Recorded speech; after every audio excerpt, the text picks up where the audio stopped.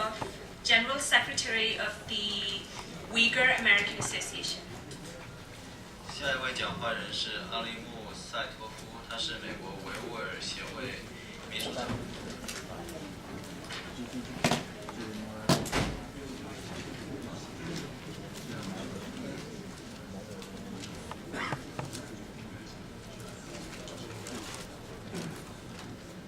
Good afternoon, ladies and gentlemen, and it's my great pleasure to be among so many fellow Chinese, Tibetan freedom fighters, Democrats who treasure so much about a free and a democratic China and Tibet, and as for me, East Turkestan, of course.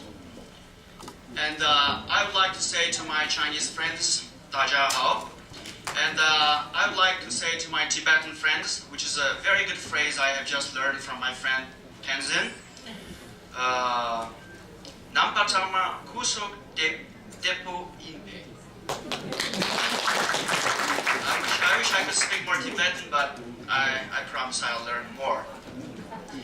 And we are here to commemorate the 50th anniversary of the Tibetan uprising against Chinese communist suppression in Tibet in 1959. And we know, in that day, the Tibetan people fighting for their freedom and even their independence, resisting against so-called Chinese government's peaceful liberation of Tibet. And we know for a fact there has never been a peaceful liberation. The Chinese government uses the same phrase to East Turkestan, or Xinjiang, as the Chinese people call. They call it is a peaceful liberation. In the case of Tibet, the Chinese government calls they peacefully liberate the Tibetan people from feudalism, from the so-called serfdom. But in the case of the Uyghurs, what did they peacefully liberate from? We neither had feudalism nor serfdom. But, like Tibet, China occupied East Turkestan in October 1949. And a year later, China occupied Tibet. And of course, we know what happened in 1959. And we also know what has been happening in both Tibet and East Turkestan. We, the Uyghur people, share the same fate, same suffering under the Chinese communist rule. And also the people in China, where there are Chinese Christians, Chinese Buddhists, Falun Gong, or Chinese dissidents, they also share the same suffering under the Chinese communist rule. In China, no matter you are an ethnic minority or a religious minority, or you are just an atheist who is not happy with the Chinese government rule, you are considered the enemy of China. And as many speakers in the past have eloquently spoken about the history of Chinese occupation of Tibet and the history of propagated by the Chinese government about Tibet. For example, China, as we know, is a mastermind of political propaganda and political brainwashing and political deception. As a result, from childhood until a person dies in China, from kindergarten until college, it's all political propaganda, political brainwashing, and the Chinese government successfully deceives millions and even billions of Chinese people into believing the political history rewritten by the Chinese government about the history of Tibet, history of East Turkestan, Mongolia, and other parts of territories recently acquired by China. And today I'm so proud and I'm so impressed by so many Chinese people expressing their understanding, their sympathy, and even their support to the struggle of Tibetans for their freedom and democracy under the leadership of Dalai Lama, His Holiness. And this is very important for us because the Chinese government has been using the emotions of the Chinese people to hamper the efforts of the Tibetans and the Uyghurs and all the other groups who are considered as religious or ethnic minorities to struggle for their religious freedom, for struggle for their democracy, to struggle for their human rights.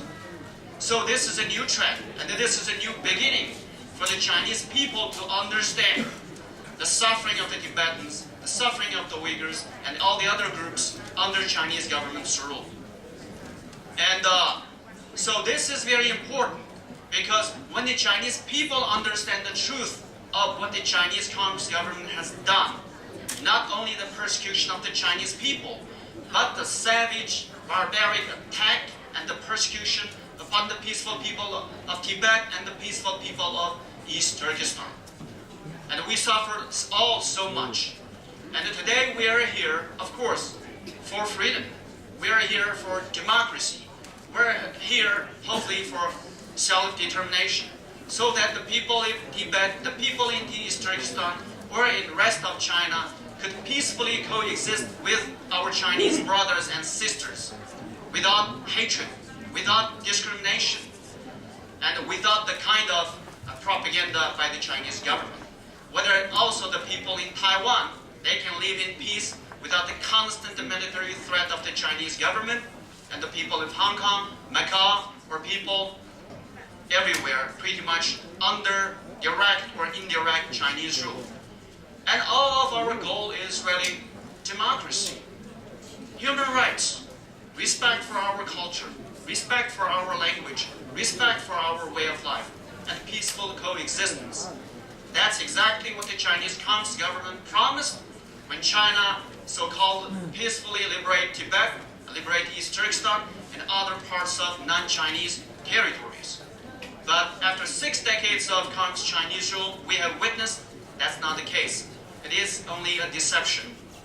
And our hope is to work closely with our Tibetan brothers and sisters, with our Chinese brothers and sisters, and whether they're Christians, Buddhists, Muslims, atheists, as long as you are not happy under Chinese Communist rule, as long as you want to change for China.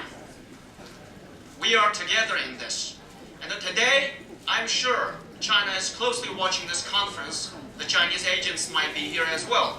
But China is terrified. The Chinese government, I would say, is terrified. It's terrified by what? By our unity. By the Tibetans, Uyghurs, Mongols, Chinese, Falun Gong, Taiwanese, Hong Kongese, everyone who wants freedom standing side by side together. That's what makes the Chinese Communist government terrified.